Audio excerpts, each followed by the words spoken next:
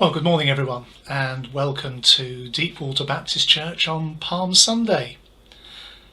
I imagine that we are all pretty familiar with the Palm Sunday story.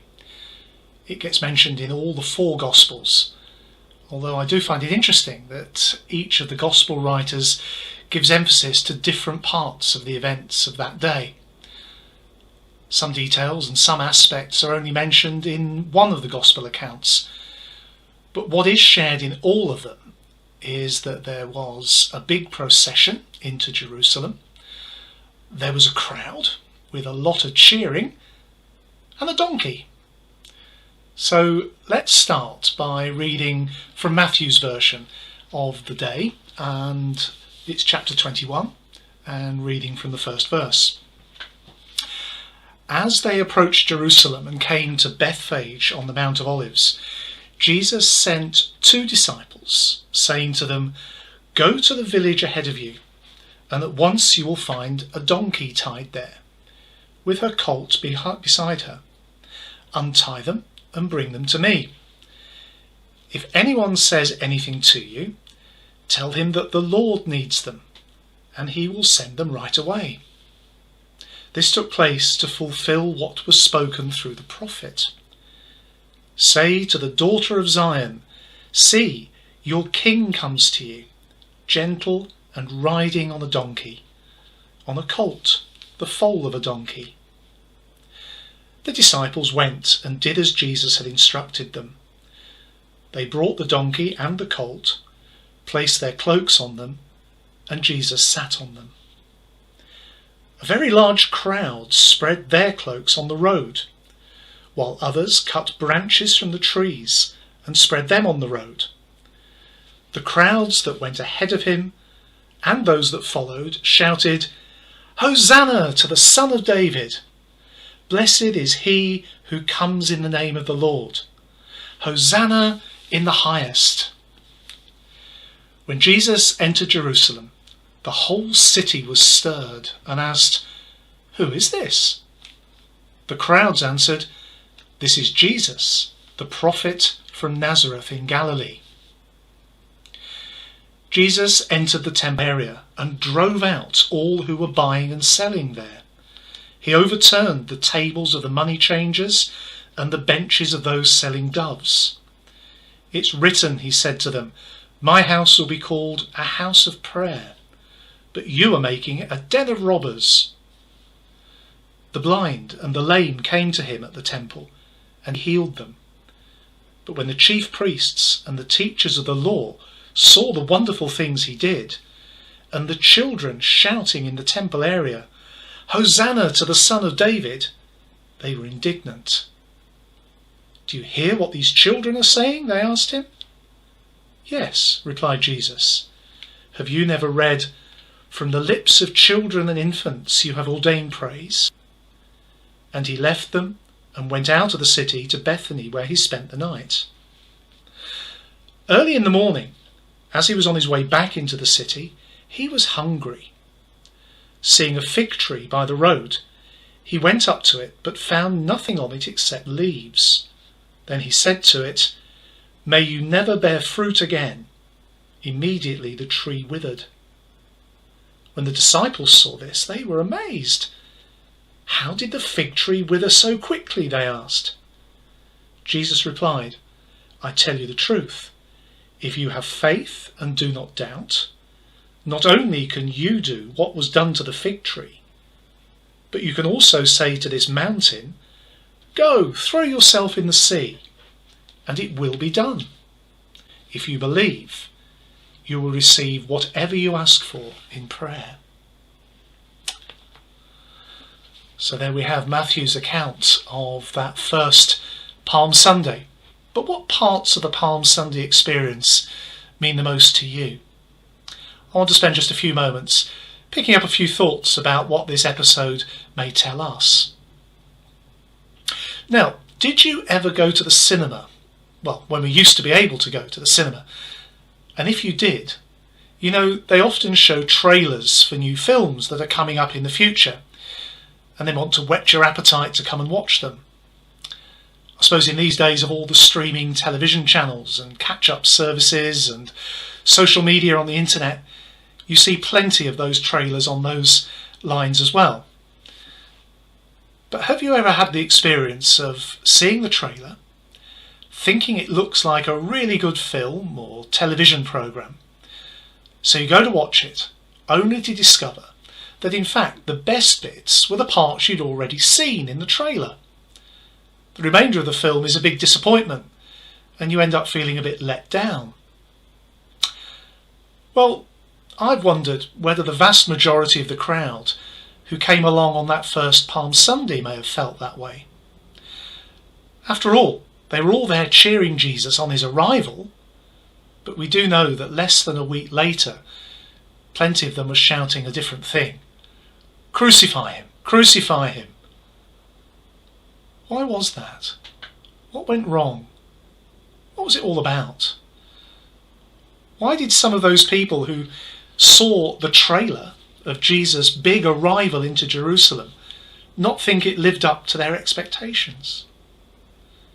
So let's have a closer look at what Jesus said and what he did to find out.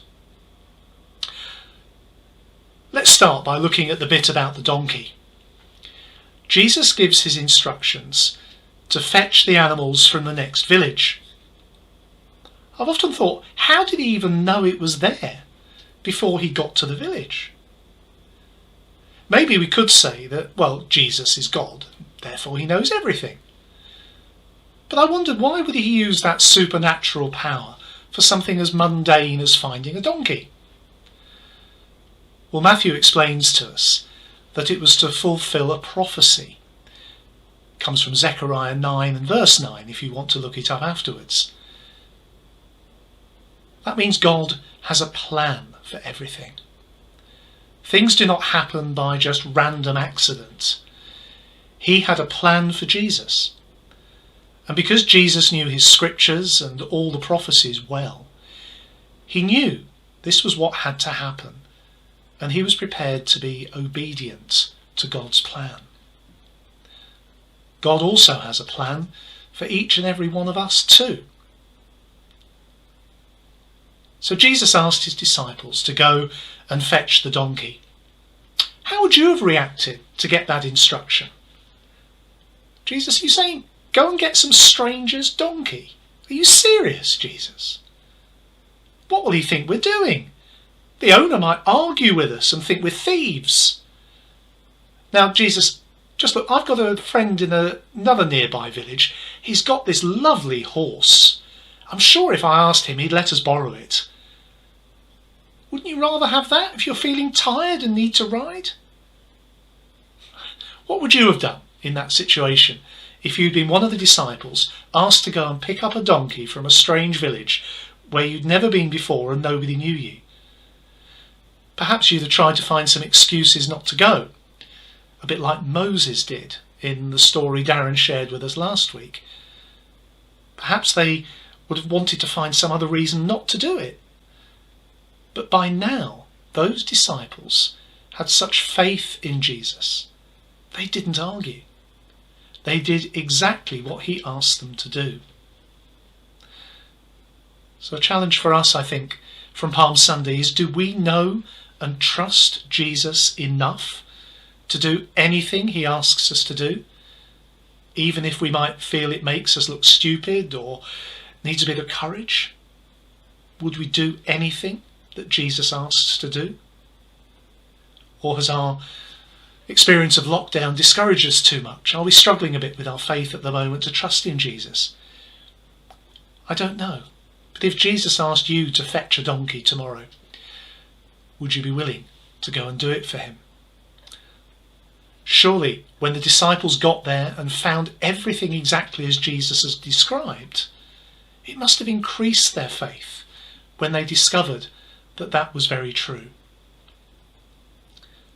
I'm also intrigued to see that Matthew tells us that Jesus sent 2 disciples. He sent them together. I think often Jesus does want us to work in partnership with one another, not just in isolation, that we can encourage one another and work together. God's plans often involve teamwork for us and for others. Now, of course, the symbolism of the donkey is that it was a sign of Jesus coming in peace.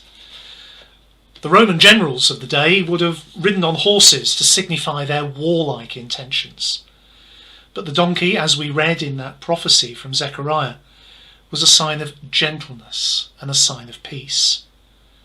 But nevertheless, the crowd went wild, cheering and waving the palm branches, spreading their cloaks, shouting Hosanna.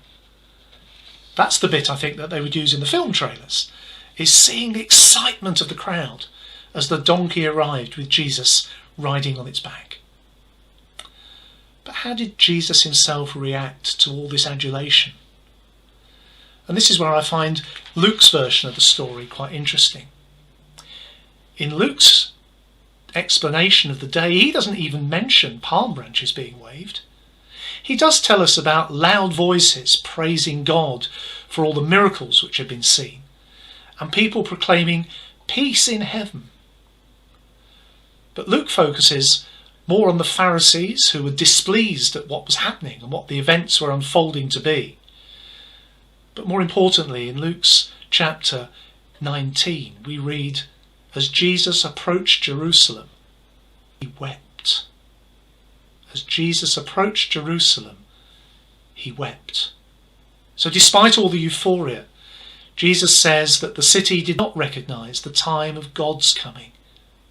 They wanted something else. They wanted to do what they had in mind for Jesus. They wanted him to conquer the Romans. They wanted him to restore political freedom. He wanted him to achieve what they believed to be the meaning of peace by their own designs. But instead, when Jesus arrives, we read he caused quite a rumpus. He threw the money changers out of the temple. He cursed fig trees. He upset the Pharisees and the other establishment figures. Don't think the film trailer led us to believe that was going to happen. Now, at our Wednesday evening studies, the theme has been about Jesus, the wounded healer. And here's another occasion when, while those around him were rejoicing, Jesus was hurting. He knew what had to happen next if he was going to be obedient to his Father's wishes. And it was going to be very, very hard. I also need to mention that wonderful exchange with the Pharisees, which Luke reports. We read that the Pharisees rebuke Jesus and say, "Tell these people to keep quiet." And Jesus replies, "But if they keep quiet, even the stones will cry out." Matthew doesn't mention that part of the story, but Luke slips it in as a little anecdote that the Pharisees challenge Jesus and say, "Tell all these people to shut up and be quiet." And Jesus says, "No, if they do, even the stones on the ground will cry out." What does he mean? It's a strange thing to say, but even inanimate objects, which are part of God's creation, can still announce and celebrate Jesus' arrival. And to me, this speaks of the whole universe of God's creation, testifying to his power. There are big stones, like planets. I think planets are big stones. There are mountains. There are volcanoes, like the one that erupted earlier this week over in Iceland. Those are stones that certainly shout about God's power. Perhaps having a rock concert. But seriously, Jesus also speaks through his tears about the destruction of Jerusalem and talks about there not being one stone left on top of another, because the inhabitants of the city, especially the Pharisees and the other church leaders, did not recognise that this was the time of God's coming. And in his teaching after arriving at the temple that we heard from Matthew earlier, he quotes from a psalm that says, "The stone the builders rejected has become the capstone," when talking about himself and how he was going to be treated. And then, of course, there was a massive stone that was eventually placed in front of his tomb, which was then rolled away to enable us to know that Jesus had risen on Easter Day. And it was moved so that the disciples could enter and discover what had happened. I don't think it was moved so that Jesus could escape. The stone was moved so that we could see that he had risen.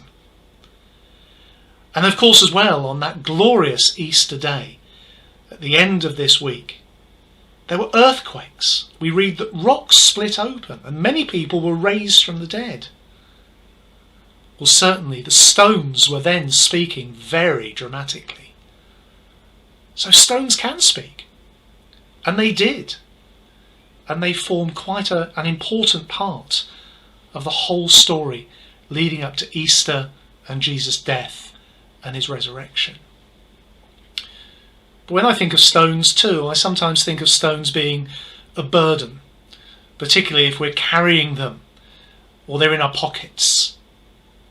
And as we approach Easter, I want to urge us that if there are any stones that we're carrying which weigh us down, maybe stones like doubt or unforgiveness or past hurts, guilt or selfishness or feelings of unworthiness or anything like that, those stones can be brought to his cross where they will be destroyed, as were the stones on that massive resurrection day.